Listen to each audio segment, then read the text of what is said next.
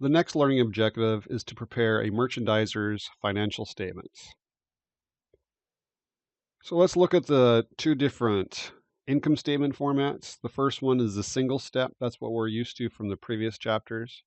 The single step income statement just means you take your revenues and you subtract all your expenses. There's only one step, subtract your expenses. So it's going to group all the revenues and all the expenses together. So notice we have our revenue and our contra revenue.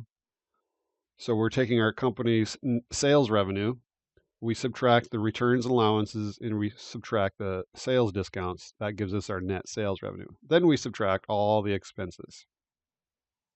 So there are no subtotals, such as gross profit and operating income, for this income statement format. So this income statement format is good for service companies, but the merchandisers do not use it because this format does not give us the gross profit subtotal. So now let's look at the multi-step income statement. This is what a merchandiser will use. So notice that this one lists several important subtotals such as the gross profit. Down here, it includes operating income. Down here. So what operating income is, it's the income from our operations before things like other revenues and expenses. So like interest expense, interest revenue, that's not really the main part of our business. And also income tax would also be subtracted down here. So operating income is just basically income from our operations before income tax expense and minor revenues and expenses that aren't really part of our main operating, or I should say our main operations. So for a merchandiser, this is a way more popular format than the single step format. So here's how it works. We have our sales revenue again, our gross revenue. We subtract our returns and allowances, and this gives us our net sales revenue.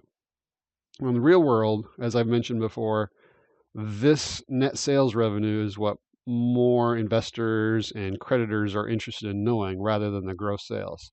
So in the real world, this gross sales and the returns and allowances and discounts will be removed from the income statement, and they will be in the footnotes in case someone wanted to see the details. So usually they just start with net sales revenue. Then here's our biggest expense for a merchandiser, COGS, cost of goods sold. We subtract that. That gives us our gross profit.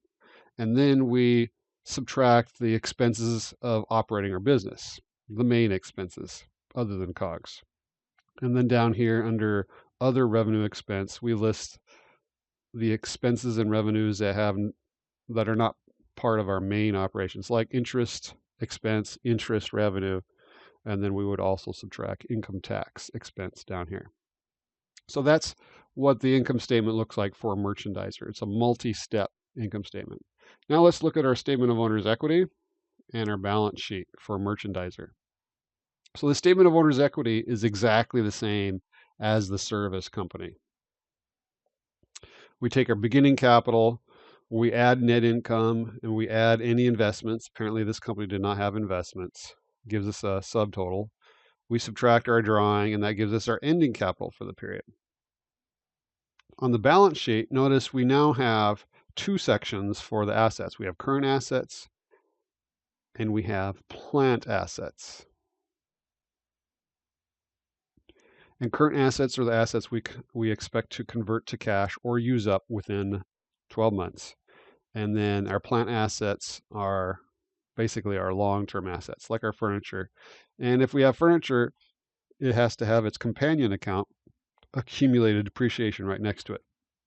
And then we do the same for the liabilities. We have a current liability section and a long-term liability section. And then notice our capital account, the balance comes from the ending balance of our statement of owner's equity. That's why we have to do the statement of owner's equity before we do the balance sheet. And of course, before the statement of owner's equity, we needed the net income, so we had to do the income statement first.